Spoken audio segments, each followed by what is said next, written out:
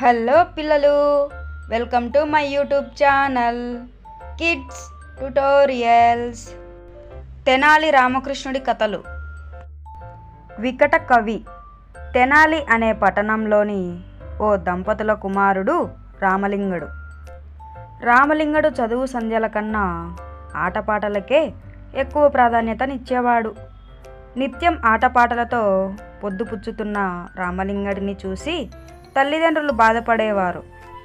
తమ కుమారునికి చదువు సంధ్యలు వస్తాయో రావో అని దిగులు పడేవారు. తమ కుమారుడికి ఎలాగైనా చదువు నేర్పించాలని ఆరాటపడేవారు.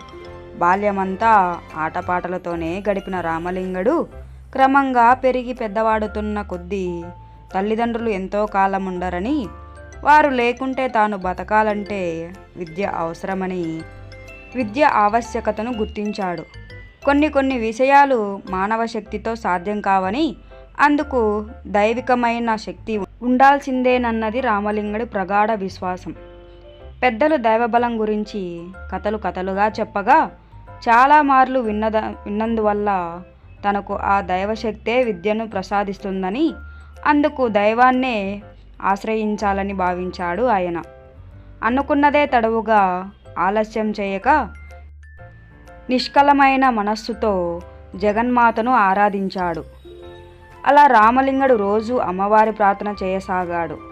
ఇలా రోజులు గడుస్తున్నాయి. తెనాలి రామలింగడు రోజు ఉదయం లేవగానే కాలకృత్యాలు తీర్చుకొని జగన్మాత ప్రార్థనలో మునిగిపోయేవాడు.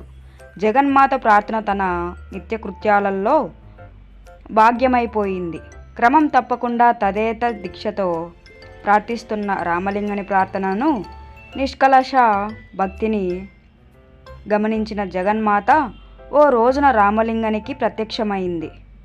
ఓ చేతిలో ధనలక్ష్మి, మరో చేతిలో విద్యాలక్ష్మిలను పాయసంగా మార్చి వెండి గిన్నెల్లో నింపి మరీ తీసుకొచ్చిందా జగన్మాత. జగన్మాత దర్శనంతో పులకించిపోయిన రామలింగనికి నోటమాట రాలేదు. తనకు తెలియకుండానే ఛందోబద్ధమైన స్తూతి పద్యాలతో ఆమెను ప్రార్థించసాగాడు. అక్షర జ్ఞానం లేని అతడి నోట వెంట అక్షరాల ముత్యాల జల్లలాగా పొంగిపొలడంతో ఇదంతా కేవలం ఆ జగన్మాత మహత్యమేనని గుర్తించాడు రామలింగడు. తన్మయత్వంలో మునిగి తేలుతున్న రామలింగనితో, చూడు నాయనా, నీ భక్తికి సంతోషించాను. నీకు కావలసిన వరం ఇవ్వదలచాను. ఏం కావాలో కోరుకో అంటూ సర్వము తెలిసినా ఏమీ తెలియనట్లు అడిగిందా మాత. ఏమిస్తావు తల్లి? అన్నీ నీకు తెలుసుగా.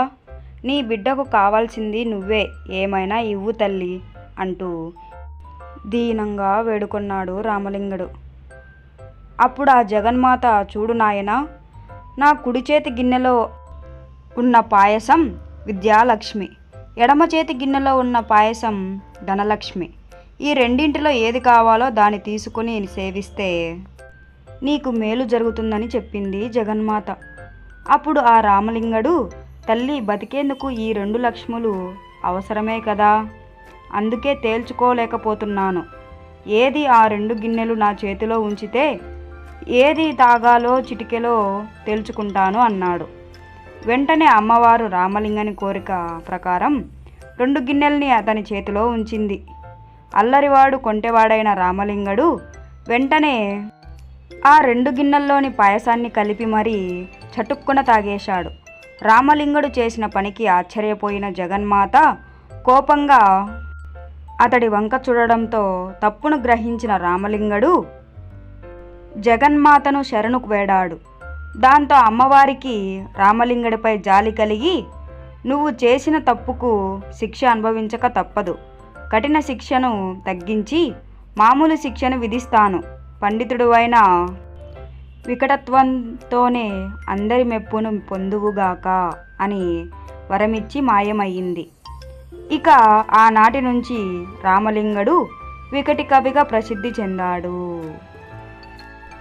Thanks for watching the video. Like, share and subscribe my YouTube channel kids tutorials. మరిన్ని కథల కోసం మా ఛానల్ని సబ్స్క్రైబ్ చేసుకోండి.